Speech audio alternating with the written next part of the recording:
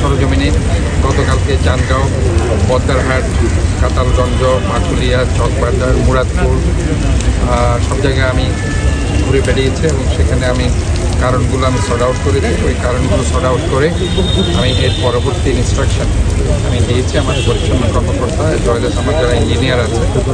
এবং সেখানে আপনারা দেখেছেন গতকালকে আমি যখন যাচ্ছিলাম বদ্দারহাট দিয়ে, পাশে যে খালটি আছে সেখানে আমার সামনে আমি দেখছি যে কিচেন রুম থেকে একটা বিশাল ময়লা ঝুড়ি সেখানে ফেলা খালের মধ্যে। এই যে একটা অবস্থা আমরা দেখতে পাচ্ছি যে আমরা এত অ্যাওয়ারনেস প্রোগ্রাম আমরা করছি না ফেলার জন্য, আমরা খালগুলো পরিষ্কার করে দিচ্ছি, তারপরেও তারা এই কাজগুলো করছে, যার কারণে আমরা ডোর টু ডোর প্রকল্পটা আবার সফলভাবে বাস্তবায়ন করার চিন্তা করছি। কারণ এটা ছাড়া ইনফ্যাক্ট আমি দেখতে পাচ্ছি আমরা যতই খালগুলো পরিষ্কার করি না কেন, নালাগুলো পরিষ্কার করি না কেন, আলটিমেটলি গিয়ে বাসাবাড়ির যে ময়লা সেটা আমাদের জন্য একটা ফ্যাক্টর হয়ে যাচ্ছে। এটা আলটিমেটলি তারা ফেলছে এবং আমাদের জলাবদ্ধতার অন্যতম কারণ হয়ে দাঁড়াচ্ছে।